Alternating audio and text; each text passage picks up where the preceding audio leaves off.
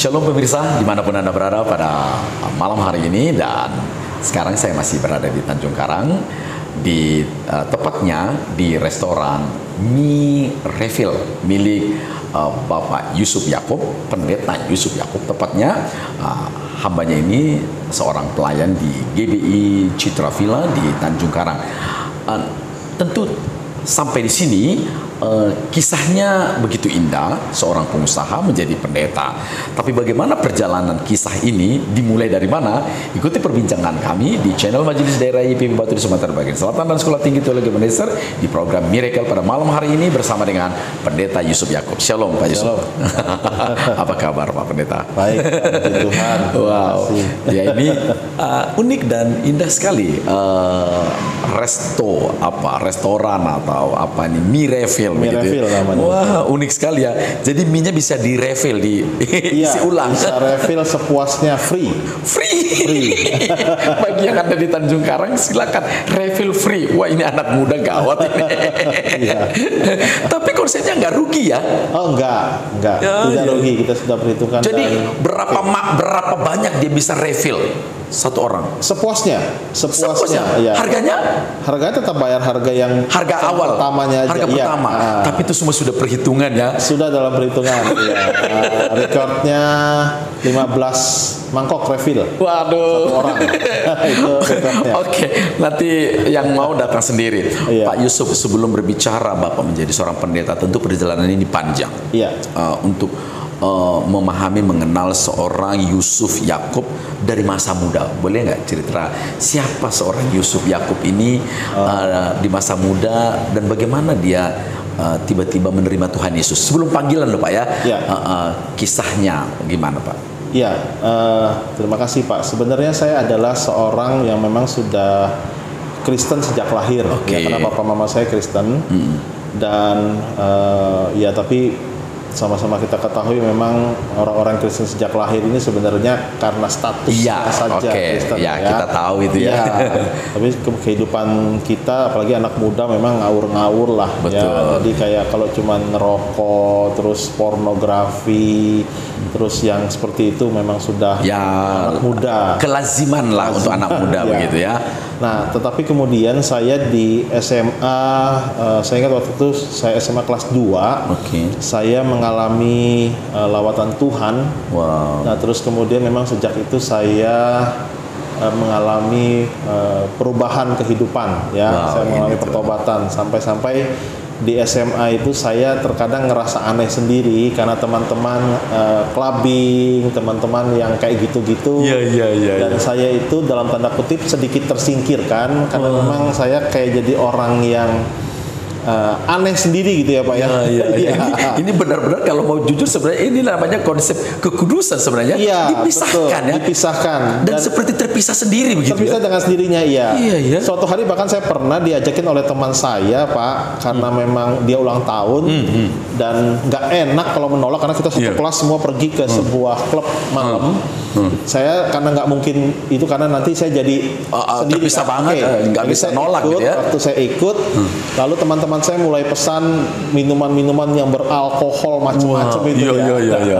Waktu udah semua pesan, begitu sampai ke giliran saya mikir mau pesan apa nih karena saya nggak tahu. Terus kemudian saya tanya sama waitersnya, punya Coca-Cola nggak? Ya, akhirnya kata dia ada Pak. Ya udah, akhirnya saya ada deh. Akhirnya saya pesan Coca-Cola dan malam itu saya diketawain oleh semua teman-teman karena saya hanya pesan Coca-Cola, sementara yang lain pesan alkohol yang bisa ada nyala api. Saya nggak tahu itu. Waktu usia SMA sudah sampai si titik itu pergaulan di komunitas Yusuf ya? Iya. Memang sudah separah itu. Jadi kalau mereka memang mungkin seminggu sekali atau mungkin 2 minggu sekali memang pasti ke klub malam gitu ya. Kebetulan orang tuanya punya uang kali ya. Iya betul. Dan saya juga ditolong mungkin pada waktu itu orang tua saya juga nggak punya uang juga, jadi nggak ada pilihan juga. Tapi memang teman-teman ngerokok, saya nggak ngerokok. Itu SMA ya. Saya ngerokok itu masih SMP itu nakal-nakalnya. Tapi kemudian begitu SMA waktu saya mengalami jamahan Tuhan, di situ betul-betul saya merasakan kayak ada nggak kepingin gitu ya kayak boleh tahu nggak itu acara retreat Bapak SMA mana? SMA dulu namanya Dharma Wiyata. Dharma Wiyata. Iya. Tapi itu cikal bakal penabur.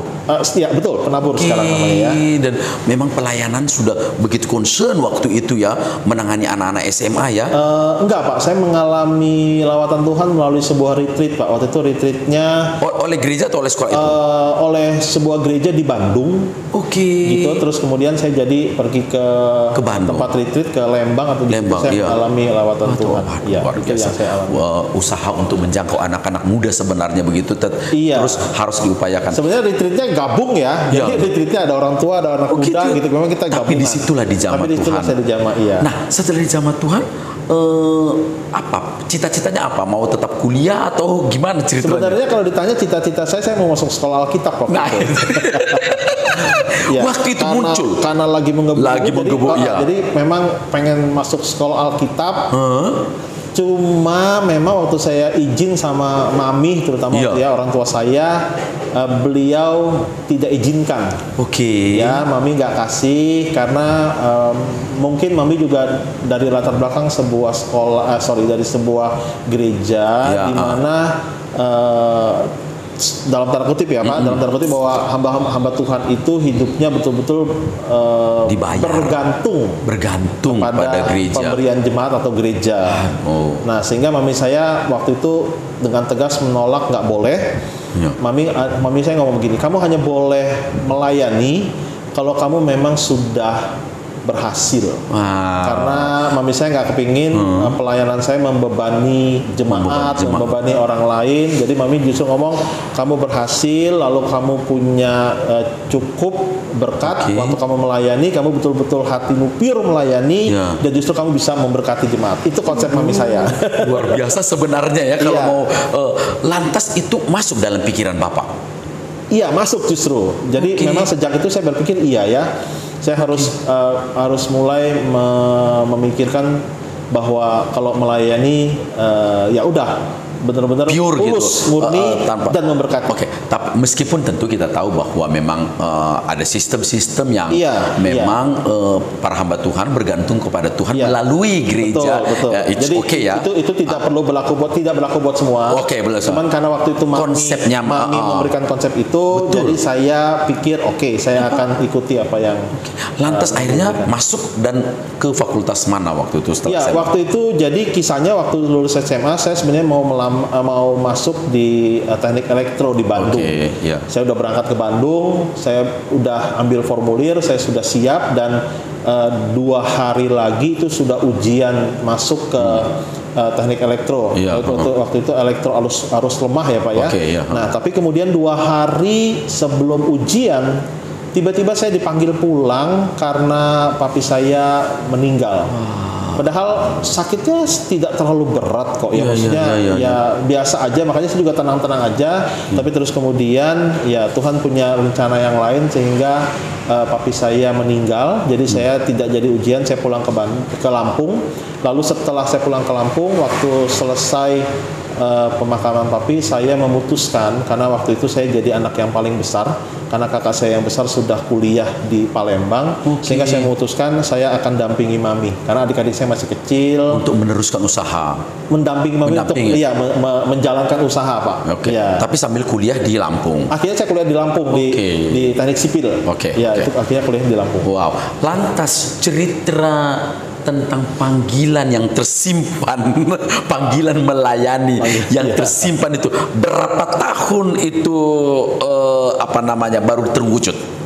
Sebenarnya sementara kuliah, jadi sementara kuliah terus saya bantu orang tua saya usaha catering waktu itu catering.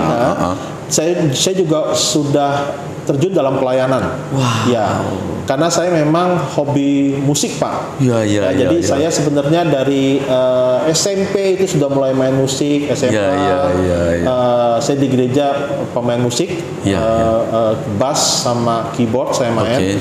Nah jadi saya udah mulai pelayanan terus kemudian mulai dari waktu saya mulai kuliah itu saya punya anak-anak SMA, teman-teman SMA yang notabene adalah ada di bawah bimbingan saya, mereka juga punya hati yang sama. Jadi kami mulai melayani sebenarnya, kami mulai contoh nih, kami undang, ayo dari sekolah mana yang pengen bikin retreat gitu ya. Lalu nanti kami ini kumpulin uang, kami cari uang, kami kadang-kadang nyisikan uang jajan, anak-anak SMA itu nyisikan uang jajan, terus kemudian kami doa puasa bareng segala macam, lalu nanti tim kami akan melayani anak-anak sekolah mana itu yang kita lakukan. Sekeren itu di usia SMA ya? Iya, memang bukan, saya udah kuliah. Oh ya udah kuliah tapi mau ngambil teman SMA. Jadi apa namanya, hasrat melayani sesungguhnya sudah menjadi nyata dalam perjalanan semasa kuliah. Masih kuliah, iya. Wow, hebat sekali. Ya, Pak. memang karena mungkin karena tadi Pak udah dapat panggilan Tuhan, tapi nggak bisa berangkat. Satu dan lain hal mungkin. Tapi tidak menjadi pupus ya. Memang keinginan melayani selalu ada jalan kan? Iya betul. Nah, kemudian tiba-tiba akhirnya seorang pendeta, seorang Yusuf menikah dan kemudian mengambil bagian pelayanan full tapi sekaligus full usaha,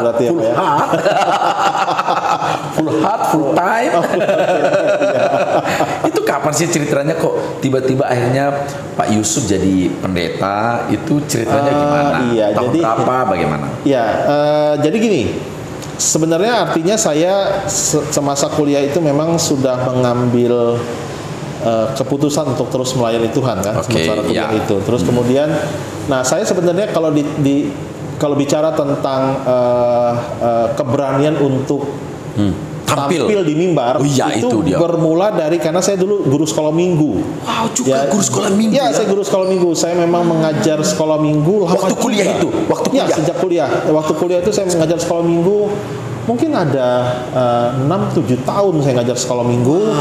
Dan istri saya itu adalah guru sekolah minggu di tempat juga sama, dan dia sebenarnya yang menularkan jiwa melayani karena saya bisa lihat bagaimana kami dulu ngajar sekolah minggu itu Pak, itu di tempat. Jadi waktu kita nggak tunggu di gereja lalu anak-anak datang, nggak, tapi kita mesti pergi ke rumah dia, terus satu-satu kita ketokin, datangin rumahnya.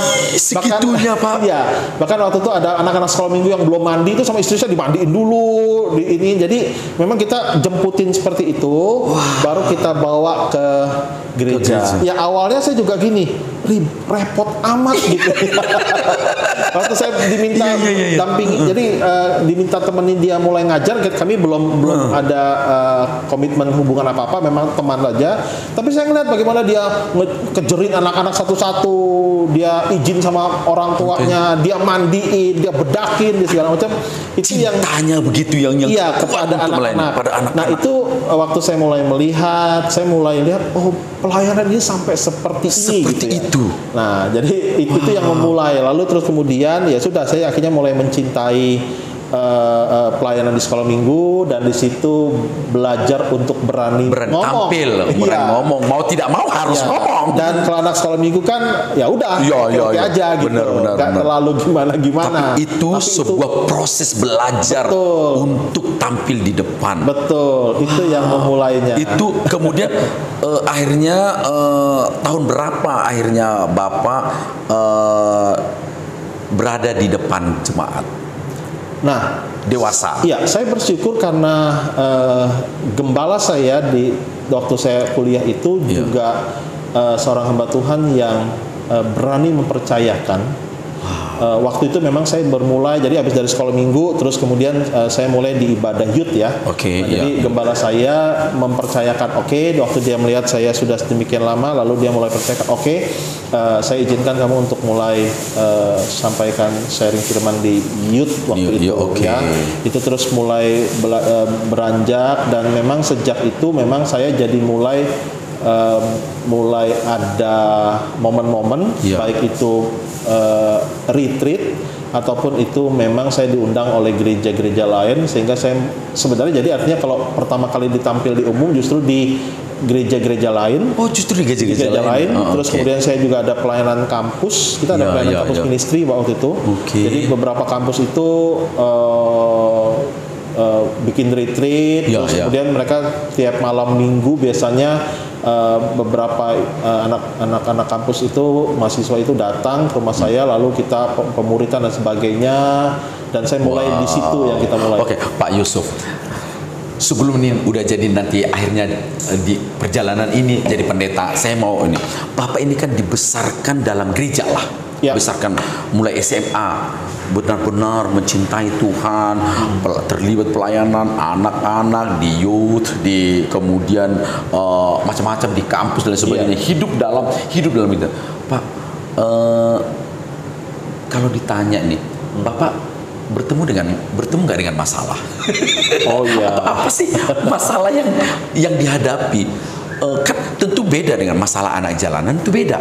Masalah anak orang kaya juga beda. Tapi apa masalah seorang Yusuf yang notabene itu hidup dalam firman, hidup dalam pelayanan, hidup dalam kegiatan gerejawi? Ada nggak sih sebenarnya masalah yang dihadapi? Ya, kita mesti jujur bahwa untuk melayani diperlukan bukan hanya daya tapi dana ya Pak ya. Betul. Nah, memang ini salah satu yang beberapa kali mungkin jadi kendala waktu kita mau melayani, tapi kita butuh dana dan nggak cukup dana. Ini beberapa kali jadi kendala. Tapi itu sebenarnya hari ini saya bisa melihat bahwa Tuhan itu nggak pernah membiarkan sebenarnya. Kalau memang kita punya hati ke sana tuh Tuhan sediakan Pak. Kalau ditanya hari ini dari mana tuh pelayanan ini, kampus gini.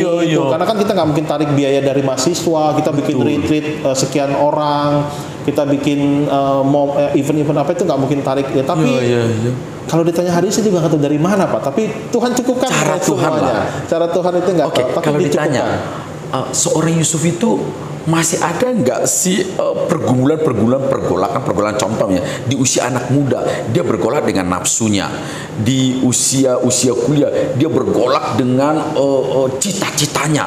Itu ada nggak pergolakan juga secara pergolakan manusia atau pergolakan kedagingan dalam perjalanan seorang anak Tuhan bernama Yusuf Yakub? Tentu banyak Pak. Tentu banyak, tentu ada. Tapi sekali lagi, kalau hari ini saya ditanya, mungkin saya berkata begini Pak, saya berkata gini, upaya saya untuk lepas dari setiap tantangan itu, mungkin hanya 10-20% Pak. Upaya pribadinya, karena 80%-nya saya merasakan itu kasih karunia Tuhan. Karena saya entah gimana kayak Tuhan bisa giring saya, dijaga, gitu ya. Itu yang saya rasakan sih ya. Ada momen, ada kesempatan saya sebenarnya bisa jatuh atau hancur, tapi penjagaan Tuhan itu sempurna bagi saya. Saya merasa itu. Makanya saya katakan mungkin hanya 10-20% yang betul-betul upaya saya, karena sisanya betul-betul kayak Tuhan setting sedemikian rupa sehingga itu bisa berjalan sampai dengan hari ini. Itu yang saya rasa. Bukan lagi menjadi sebuah rahasia bahwa ada banyak juga pemuda-pemuda yang berdiri di altar WL apa sebenarnya. Sesungguhnya mereka juga jatuh dalam dosa. Dan menyimpan banyak kepahitan, menyimpan banyak kenajisan dan sebagainya. Dan cerita itu juga ada gitu loh, ada di perjalanan gereja itu sendiri. Bagaimana Bapak melihat itu? Oh iya, ini pertanyaan yang menarik menurut saya ya. Karena memang kita tidak bisa abai bahwa tantangan di masa kini juga mungkin jauh lebih besar dibanding tantangan saya di masa muda ya. Tapi memang kalau ditanya pertanyaan ini kepada saya, mungkin saya menjawabnya seperti ini Pak. Jangan fokus dengan tantangan, jangan fokus kepada ujian pencobaan, tapi mulai coba bangun hidup kita itu fokus sama membangun relasi yang baik dengan Tuhan. Ya, karena memang sekali lagi tadi saya katakan kan bahwa saya jadi kayak dapat kemudahan untuk menghindari semua itu. Itu dia karena tuh. kayak Tuhan itu nuntun step by stepnya kayak gitu. ada energi tambahan gitu ya, Iya. untuk bisa menolak begitu ya. Betul Pak, karena kalau nggak kuat Pak pasti. Betul. Makanya saya ngerasa waktu saya bangun relasi yang intim dengan Tuhan, ya jadi maksudnya kayak saya mesti punya relasi yang intim, karena saya nggak tahu kan tantangannya besok apa, minggu depan apa, bulan depan apa, saya nggak tahu. Tapi waktu saya bangun relasi yang intim dengan Tuhan, saya kayak melihat bahwa penjagaan Tuhan, pelindungan Tuhan itu sempurna. Bahkan kalaupun misalnya saya kemungkinan jatuhnya besar, Tuhan juga akan lakukan upaya yang luar biasa juga untuk mengangkat. Gitu ya.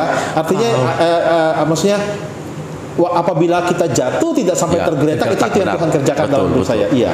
Karena potensi jatuh terjadi pada siapapun. Iya, sangat besar. Hari ini sangat besar kan Pak? Itu. Apalagi media sosial, media internet itu sangat besar. Dan keterbukaan semua begini. Itu benar-benar justru bisa kita katakan tantangan besar bagi anak-anak muda yang mengambil bagian dalam pelayanan. Begitu. Betul.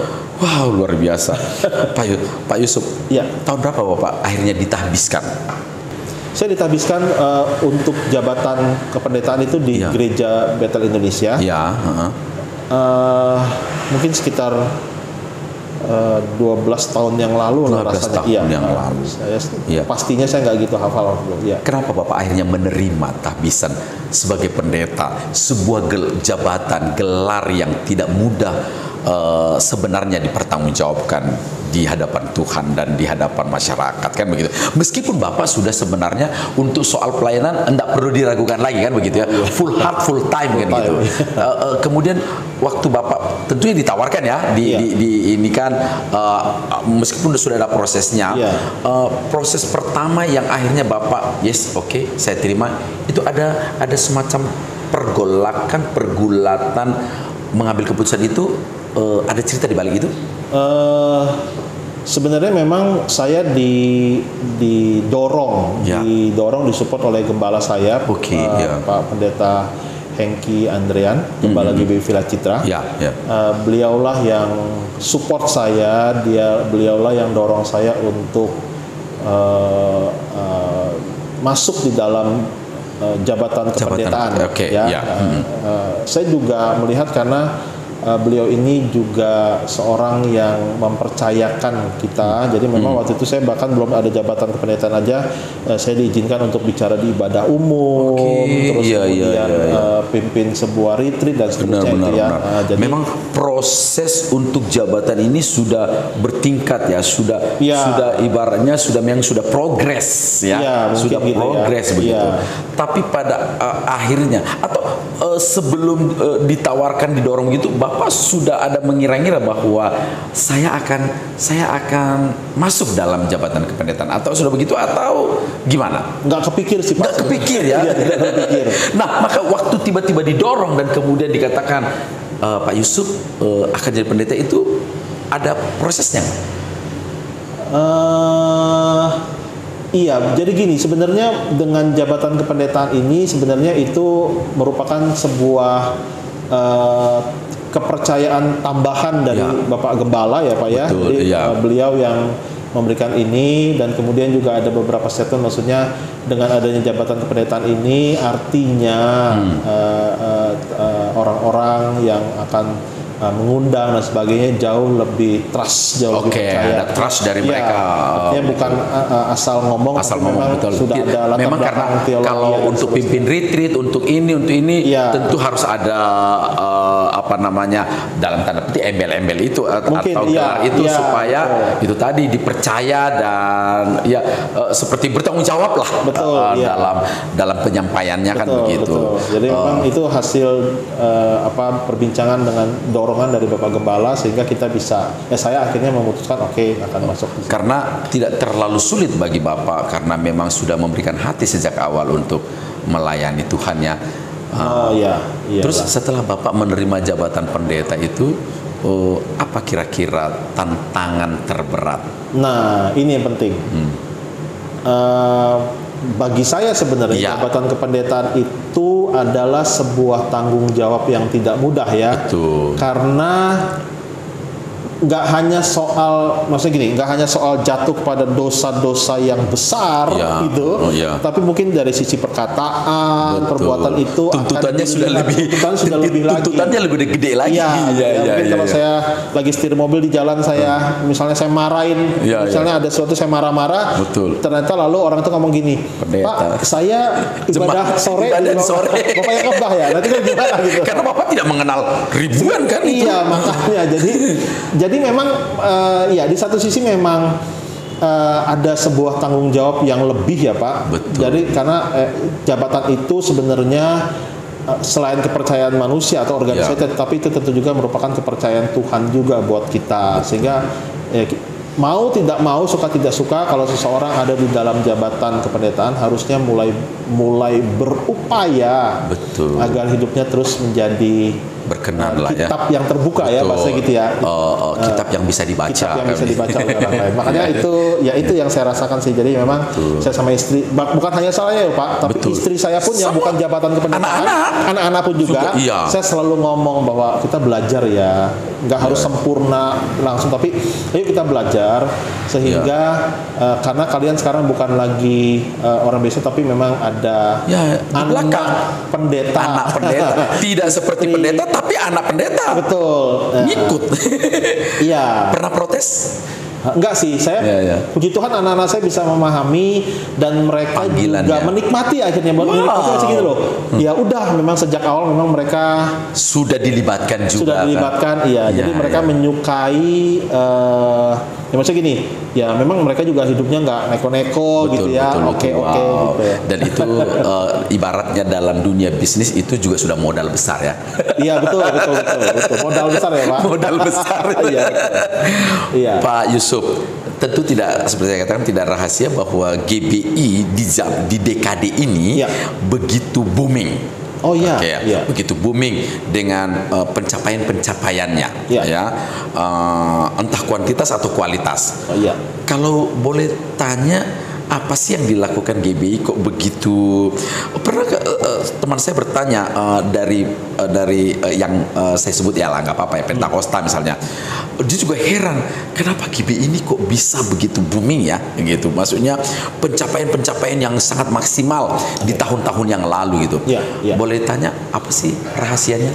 Ya, saya akan menjawab sesuai dengan yang saya pahami dan saya tahu ya Pak ya. Jadi artinya ini adalah apa yang dilakukan oleh gereja tempat di mana saya bernaung. Di kita memang ada beberapa program yang tujuannya adalah penjangkauan. Yang pertama kita jangkau tentu saja mereka yang sama sekali belum kenal Tuhan. Dan belum lahir itu baru katakanlah golongan A. Belum kenal Tuhan dan belum lahir baru juga. Atau ada juga mereka-mereka yang secara identitas Kristen, secara identitas sudah Kristen tapi memang hidup tidak sungguh-sungguh. Katakanlah golongan B. Golongan B itu. Nah, terus juga yang ketiga ada juga orang-orang yang sebenarnya dulu dia aktif pelayanan kemana-mana, tapi karena satu dan lain hal mungkin dia terluka atau kemudian apalah ya sampai akhirnya dia juga tidak lagi tidak aktif katakan golongan C lah itu. Nah, kami ada beberapa program Pak, tapi kami ada salah satu program yang menurut saya itu yang paling efektif. Efektif karena program ini kita melibatkan banyak orang yang sudah dipersiapkan, yang sudah dilatih untuk bagaimana caranya melayani jiwa itu. Tiga golongan ini. Golongan itu melayani sehingga mereka mengalami lompatan iman, lompatan keberanian, kenaikan tingkat lah. Kenaikan kerohanian. Upgrade. Nah, jadi yang kami lakukan adalah kami bikin event, kami bikin sebuah kelas, sebuah kelas di mana kelas itu adalah kelas besar, kelas Oke. bersama. Jadi orang-orang yang rindu untuk melayani Pak, itu Ya, biasanya kami undang. Ya, Lalu kami bikin training, bikin pertemuan, Ya, terus ya, ya. kemudian kami mulai impartasi, kita doa bareng segala macam. Oke. Nah, terus kemudian kita kasih syarat Pak, agar mereka-mereka yang mau terlibat di acara ini, syaratnya harus cari jiwa. Nah, jadi mereka itu nanti Mereka juga terlibat yang mereka membawa. yang ketika misalnya mereka taruhlah terkumpul misalnya calon pembina itu sekitar 40 orang. Itu Oke. biasanya kita targetkan mereka minimal cari 2 Pak. Wow. Cari 2 orang ya. Ya. Tapi kita kasih tahu kriterianya yang belum kenal Tuhan, yang belum lahir baru. Ya, dan itulah golongan digolongkan lah itu. tadi ya. ABC Lalu itu. nanti mereka cari. Sementara itu kita doa impartasi training, lalu mereka mulai cari jiwa. Nah, setelah cari jiwa yang akan mereka jangkau tentu pertama teman, Ya, pasti. Keluarga. ya, tetangga, lingkungan ya, itu yang ya. akan mereka jangkau Betul. dulu. Lalu waktu mulai masuk nama-nama itu, lalu kita mulai setting. Contohnya gini. Oke, kalau temanmu mungkin karena sepantaran kamu nggak nyaman dong untuk bina Betul, dia, ya. makanya di Kasih rolling ke yang lain, oke, ya. ya, Sehingga ya. pokoknya gini, sampai nyaman lah, Betul, sampai betul. bahwa betul-betul orang itu bisa jadi mentor Betul. rohani, jadi Ya, ya. nyaman. Nah, terus kemudian kita ada sesi-sesinya mulai dari dasar keselamatan segala Ya, macam ya, sampai ya, ya. sesi-sesi pemulihan ya. Oke. Ada pemulihan hati Bapa, terus Ada kurikulum lah. Ada kurikulumnya Ya, lah. oke. Nah, itu yang kita lakukan dan kita memang melihat itu efektif. Setelah selesai itu mereka akan dalam tanda kutip diwisuda, Ya, ada ya. acara wisudanya, Betul, terus betul. kemudian mereka didorong untuk masuk ke dalam komsel-komsel dan itu yang kita lakukan. Jadi itu per tahun atau dibuat per angkatan atau gimana? Perangkatan Pak, biasanya 1 tahun itu bisa 2 atau 3 angkatan. Tahun, 1 tahun 2 sampai 3 angkatan. Karena satu angkatan itu kurang lebih 3 bulan ya. 3 bulan. 3 Berapa bulan. banyak orang satu angkatan itu? Yang pasti di atas 100 sih Pak.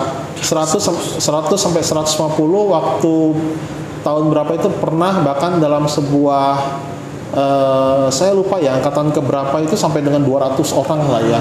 Nah, berarti itu melibatkan kalau 200 orang mungkin melibatkan 60 pembina. Wah, setelah dibuat per angkatan udah kira-kira udah berapa kali angkatan? Sampai Iya, yang saya ikuti itu mungkin sekitar 12 angkatan. 12 angkatan. Kalau dihitung di 12 angkatan ini sudah berapa banyak itu yang jadi percaya? Iya, banyak ya. Iya. Jadi kan sekali lagi ada Yang dari golongan A itu. ada yang dari golongan A, A, B. berarti baru percaya. Betul, ya, Oke. itu. Nah, Ya. yang dari golongan B, pemulihan lah. ya dia udah Sungguh-sungguh. Kristen, tapi tadinya Kristen KTP, lah. nah, terus kemudian dia terima Tuhan Yesus lah di Tuhan, situ. ya. Kalau yang sini yang C, dari golongan pemulihan. C ini tadinya Pemulihan lah. jemaat biasa, Ya. tapi terus kemudian dia jadi mulai pelayanan, rumah tangganya dipulihkan dan seterusnya Ya. kira gitu. Dari yang A kira-kira ada seingat-ingat Bapak tentu mungkin tidak harus ada data resmi Iya. enggak. Ingat-ingat ya aja. Ya ada angkatan memang yang cukup besar petobat barunya. Ya. Misalnya sekali satu angkatan mungkin petobat baru sekitar 20 sampai 30 orang. Yang ada tapi ada angkatan yang mungkin cuma sekitar 10 orang gitu ya. Itu kita bicara tentang Betul. yang A tadi yang benar-benar ya, baru. baru dengar. Betul. Itu betul ya. Setiap angkatan selalu ada. Selalu ada. Setiap angkatan selalu ada karena memang kita ngomongnya nih, kita biasanya ajarin anak-anak itu untuk ngomongnya itu bahwa ini karena kita tidak buat di hari Minggu kan, dan Betul. suasananya kita bikin juga bukan seperti ibadah yang liturgi formal gitu, ya. tapi kayak memang asik aja, ada gamenya, ada main, ada apa. Jadi memang mereka jauh lebih nyaman. Jauh lebih nyaman. Bahkan dalam tanda kutip mungkin ada orang-orang yang tadinya alergi datang ke gereja karena mereka ngerasa bahwa itu punya agama lain, tapi terus kemudian mereka nyaman betul-betul. Nah, itu ada kayak gitu-gitu. Keren. Harus diakui bahwa keren metode dan strategi itu ya. Iya. Sekarang bahwa bagaimanapun gereja itu harus pasti diuji dalam perjalanan sejarah. Iya, betul. Selalu akan ada badai. Ada angin kencang. Iya. Kira-kira GBI sudah ada badai enggak? Oh, pasti, Pak. Ya, pasti ada badai yang menguji ketangguhan. Iya, itu nggak bisa dipungkiri, pasti terjadi mungkin hampir kepada semua gereja ya. Betul, semua gereja makanya karena di tengah kejayaan ini, apakah menurut Bapak di tempat Bapak ini atau disebut ini belum ini masih angin kecil, ini masih banyak, atau sudah badai yang menghantam dan menguji gereja? Ada Pak, ada beberapa kali kita mengalami ujian yang cukup berat yang cukup berat ya. Memang kira-kira soal apa diuji gereja itu? Ya mungkin saya tidak bisa ceritakan di sini. Yang vulgar, yang hal-hal apa yang umum kira-kira yang pasti biasanya sih yang terutama adalah relationship antar gembala-gembala dan antar kita lah ya, antar pelayan di situ letaknya saudara ya. Selalu ujian pertama relation atau komunikasi di antara para pelayan gitu ya. Betul. Sehingga tentu kita tahu semua bahwa akhirnya pisah dan sebagainya. Meskipun dilihat orang secara positif bahwa itu pemekaran begitu ya. itu jadi legal ya. Melegalkan. Tapi fakta itu ada kan. Oh iyalah. Dan kita tahu semua itu bisa terjadi mau di kota besar, di pusat, di provinsi, di mana saja. Termasuk di Tanjung Karang ini. Betul. Selain komunikasi, apalagi kira-kira yang memicu apalah pokoknya inti daripada badai itu gitu ya? Menurut saya sih faktor yang paling besar itu ya Pak. Adanya itu mungkin disertai dengan adanya akhirnya ada kepentingan pribadi. Betul. Itu juga bisa menimbulkan badai kan. Jadi kompleks nih, udah hubungannya kurang oke, lalu ada kepentingan pribadi sehingga akhirnya jadi menimbulkan konflik ya. Dan itu sih yang terjadi. Kalau kan tidak lagi bolak-balik, bukan lagi rahasia umum, tapi sudah seumum. Nanti kemudian ini mendirikan dan kemudian itu menurut Bapak yang begitu itu sah-sah saja atau gimana menurut Bapak yang begitu? Saya tidak berani menghakimi apakah itu betul atau salah, baik atau buruk ya. Saya nggak bisa menghakimi karena kalau kita melihat semua segini pada masa-masa ini, mau tidak mau kita melihat bahwa pertumbuhan gereja pun mungkin dimulai dengan sesuatu yang salah, jangan-jangan mungkin gitu ya. Biasanya ada sesuatu yang salah, ada konflik yang seharusnya bisa tetap bersatu tapi akhirnya pisah. Tapi kalau dilihat-lihat ya itu sebenarnya turut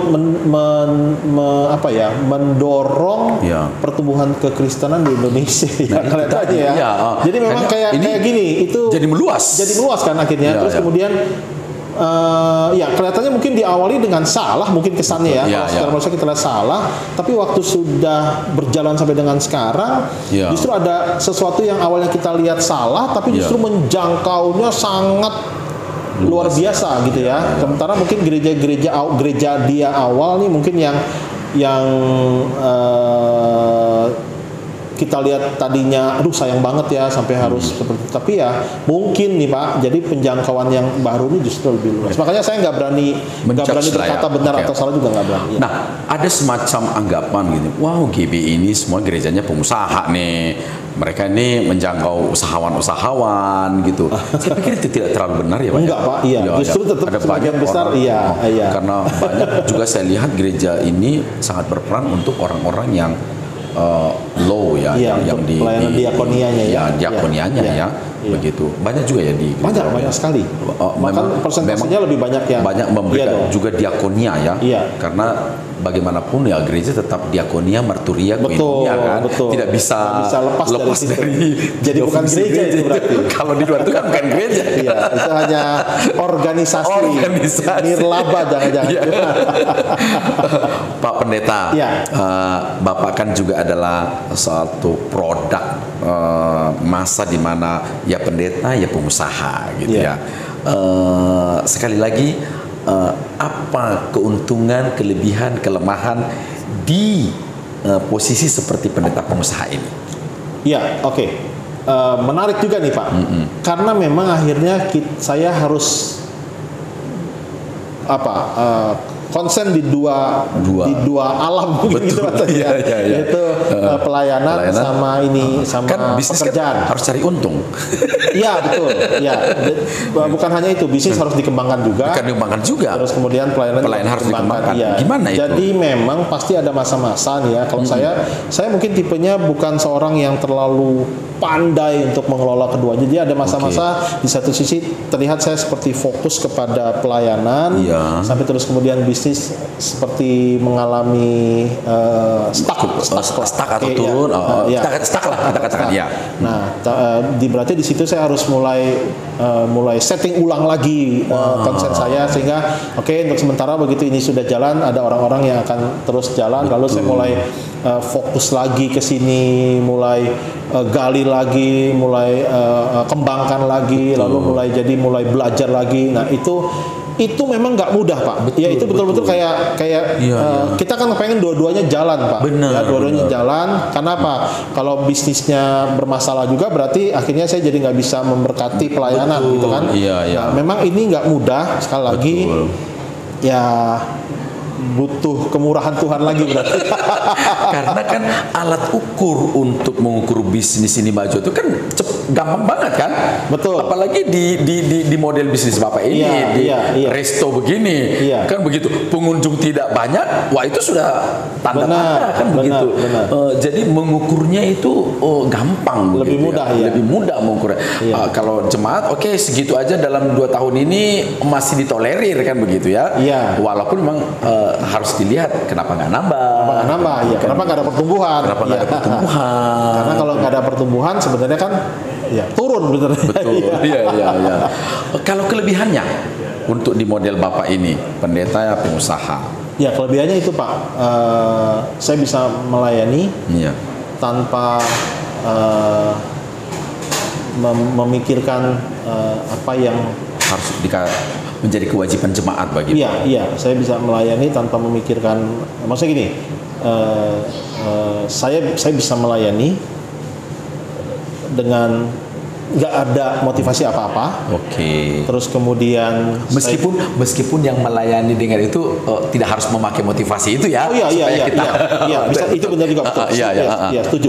Jadi maksudnya gini, saya jadi bisa melayani dan saya bisa mencukupi kebutuhan untuk saya melayani tanpa harus membebani tempat pelayanan. Gereja-gereja yang mengundang dan sebagainya. Betul. Itu kelebihannya ya. Itu kelebihannya. Meskipun firman Tuhan katakan jangan memberangus, jangan mengikat sapi yang bekerja. Artinya memang mereka harus itu layak diberi dan memang jemaat juga harus bertanggung jawab untuk pelayanan rohani. Makanya tadi dari awal saya sudah katakan bahwa ini bukannya sesuatu yang harus dilakukan oleh semua teman-teman. Karena ini memang benar-benar Bapak tadi dipengaruhi mami. Karena memang konteksnya ini memang untuk pribadi saya, saya dicekokin kali rasanya, dicekokin oleh mami saya bahwa kamu boleh pelayanan. Tapi kan bukan hanya seorang Yusuf, terlalu banyak yang begini. Pasti kan banyak terlalu sekali, banyak. Ya pengusaha, ya gembala, tapi akhirnya nggak digeneralisir buat semua kan.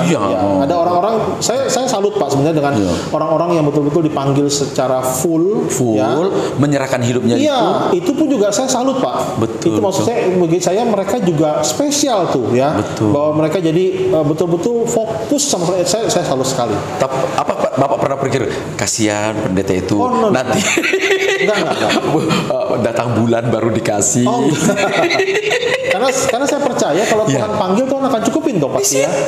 Saya percaya itu kok. Hukum itu yang harus berperan kan betul. Jadi ini hanya alat-alat semua kan. Bagi Bapak ini alat Tuhan. Ini alatnya betul. Kan begitu. Bagi yang di gereja jemaat itu sebagai alat Tuhan. Kalau toh dijalani dua-duanya, jemaat juga memberi dengan sukacita kok. Betul kok itu. Karena saya ketemu dengan hamba Tuhan di desa-desa Pak yang gini, waktu saya melihat kayaknya cukup nggak ya? Tapi waktu saya ngobrol sama dia berkata, puji Tuhan Pak, Tuhan cukupin. Itu dia. Tuhan cukupkan. Itu bukan membanggakan juga dibuatnya. Artinya gini. Artinya saya percaya bahwa pemeliharaan Tuhan itu sempurna atas setiap kita kan. Jadi orang yang dipanggil untuk pelayanan full time tanpa harus nggak harus bekerja, pada mereka pun Tuhan kasih porsi yang berbeda gitu. Betul. Makanya saya nggak boleh dong menghakimi. Betul. Mereka harus seperti saya, nggak juga. Karena di Alkitab juga ada hukum ekonominya Tuhan ya. Ada Betul. burung gagak. Betul. Ada Paulus yang bekerja buat tenda. Iya, betul itu ya. Jadi lengkap kan semuanya. Ada janda di Sarfat yang nggak berkekurangan. Masing-masing cara Tuhan berbeda-beda. Iya. Pak Yusuf, kalau ditanya dalam perjalanan masa muda Bapak sampai di titik ini, kalau bercerita tentang kasih karunia terbesar dalam hidup Bapak, apa sih kasih Tuhan yang paling Bapak rasakan dalam perjalanan hidup Bapak, yang tak bisa terlupakan Bapak, menjadi pegangan buat Bapak apa? Ya, kasih Tuhan yang pertama tentu memang ketika Dia bikin saya bertobat lah, itu paling satu-satu itu luar biasa. Momen itu tidak terlupakan ya. Oke. Anak muda jadi kayak dipisahkan, betul. Itu luar biasa. Betul. Tidak semua anak muda merasakan dapat itu. Betul. Terus kasih Tuhan yang kedua tentu saja Pak, karena Tuhan mempertemukan saya dengan istri saya. Itu dia yang mensupport Bapak luar biasa. Support habis, betul. Cintanya pada Tuhan ya Pak ya. Jadi kalaupun saya pelayanan pun saya juga nggak terlalu terbebani dengan pekerjaan, karena memang dia juga sudah ngerti. Wow. Ya, itu yang kedua ya. Terus kalau mungkin ditanya lagi yang ketiga Pak, ya tentu saja dengan setiap talenta yang Tuhan kasih sama saya ya. Saya melihat entah kenapa, maksudnya gini. Ya, waktu Tuhan panggil saya, sebelum Tuhan panggil, Tuhan sudah lengkapi dulu dengan setiap apa yang diperlukan dalam pelayanan. Makanya saya kadang-kadang kalau saya lagi merenungkan kasih Tuhan itu, saya membayangkan gini, kok saya jadi bisa suka dengan musik gitu ya. Terus kemudian kok saya jadi suka dengan baca firman Tuhan, belajar, walaupun waktu itu saya belum sekolah Alkitab sama saya Tuhan, tapi saya suka belajar, gali, itu seneng banget. Jadi kayak membaca sesuatu di dalam firman Tuhan tuh kayak ada sukacita. Jadi kita nggak harus gini, harus baca Alkitab, enggak. Saya memang gali sendiri, cari itu. Seolah-olah ada rahasia yang dibukakan. Iya, itu yang bagi saya juga itu anugerah juga, Pak. Betul. Ya, jadi itu menyenangkan gitu ya. Sementara orang baca firman Tuhan sebagai jadi beban. Kalau saya tuh menyenangkan. Waktu menghubungkan peristiwa ini dengan peristiwa perjanjian lama baru, pokoknya itu sesuatu yang menyenangkan, kayak lagi, keren banget ya. Keren banget. Nah, itu menyenangkan, sehingga saya jadinya ya akhirnya kan lama-lama jadi semakin ngerti. Itu yang menyenangkan buat saya. Itu juga bagi saya Pak, itu juga anugerah. Itu juga anugerah. Pak Yus, kan ini sekarang nih Bapak ya memang punya usaha. Seandainya perjalanan kan harus terbuka juga, perjalanan yang Tuhan berikan proses. Seandainya dibawa sampai pada satu titik akhirnya Bapak harus meninggalkan usaha ini dan gereja mampu menghidupi Bapak secara full, Bapak siap nggak? Kalau ditanya Pak, kalau Tuhan memang membawa sampai iya, saya sih oke aja. Karena memang hari-hari ini doa saya sama istri saya memang masih gini, saya masih gini. Ya udah, Tuhan mau bawa kita kemanapun nggak ada masalah. Selama memang ini adalah rencana Tuhan, pasti semuanya baik-baik saja. Karena tadi Bapak udah prinsip pasti Tuhan pelihara itu. Pasti Tuhan pelihara, iya. Apalagi sekarang anak-anak saya juga sudah mulai terjun di dalam bisnis saya Pak. Sudah mulai terjun, jadi pelan-pelan jika suatu saat mereka yang akan teruskan usaha ini, saya yakin juga bahwa mereka sudah siap untuk melanjutkan. Saya hanya jadi mentor akhirnya Pak. Dan sebenarnya kemana mau Tuhan pimpin jalan ini, begitu Pak ya. Langkah-langkah Bapak. Jangan saya jadi YouTuber kayak Bapak juga. Jangan nih. Pak Yusuf, luar biasa loh perbincangan kita hari ini, benar-benar menginspirasi ya. Luar biasa. Pemirsa dimanapun Anda berada pada hari ini, terima kasih kesempatan yang sudah diberikan Pak Yusuf Yakub, Pendeta Yusuf Yakub yang berkecimpung di Gereja Betel Indonesia, Villa Citra di Tanjung Karang, benar-benar menginspirasi kita. Pak Yusuf, boleh menyampaikan closing statement atau sesuatu di hati Bapak yang ingin netizen mendengar, apa sih di hati seorang Pak Yusuf untuk mereka dengar? Baik, Shalom, terima kasih buat kesempatan saya bisa berbagi di hari ini. berbagi, tentu berbagi dengan apa yang Tuhan sudah kerjakan, bukan apa yang saya kerjakan atas diri saya, tapi apa yang Tuhan sudah kerjakan. Satu hal yang mungkin menjadi keyakinan saya dalam kehidupan saya berjalan bersama dengan Tuhan, bahwa Tuhan itu tidak pernah setengah-setengah atas hidup kita. Ya, Tuhan itu nggak pernah kita jadi seorang yang rata-rata. Jadi artinya Tuhan mau kita melakukan yang terbaik. Kalau kita sudah lakukan yang terbaik, nanti sisanya adalah bagian Tuhan. Karena waktu Tuhan manggil kita jadi apapun, Tuhan pasti melengkapi kita, Tuhan pasti mencukupi kita, sehingga pada akhirnya kita akan jadi berkat buat teman-teman atau buat keluarga yang saudara-saudara kita yang lain. Itu saja. Bagi saya, seorang Yusuf yang dari pembincangan saya lihat hatinya yang tulus, hatinya yang luar biasa, full heart, sejak muda sudah dikasih Tuhan talenta, panggilan yang suci, panggilan yang mulia. Tuhan memberkati Pak Yusuf. Sama-sama, itu doa kami, dan semakin dipakai Tuhan. Amen. Luar biasa ya. Iya. Kemanapun Tuhan Amen. Menggerakkan kaki itu. Yes. Sampai di sini pertemuan kita di channel Majelis Daerah IPB Batu di Sumatera Bagian Selatan dan Sekolah Tinggi Teologi Menhesar. Ikuti acara-acara kami selanjutnya, baik di Eben Kids Ministry, bincang orang-orang muda, Saturday Night Service, dan seperti hari ini Miracle. Sampai jumpa. Tuhan Yesus memberkati. Shalom.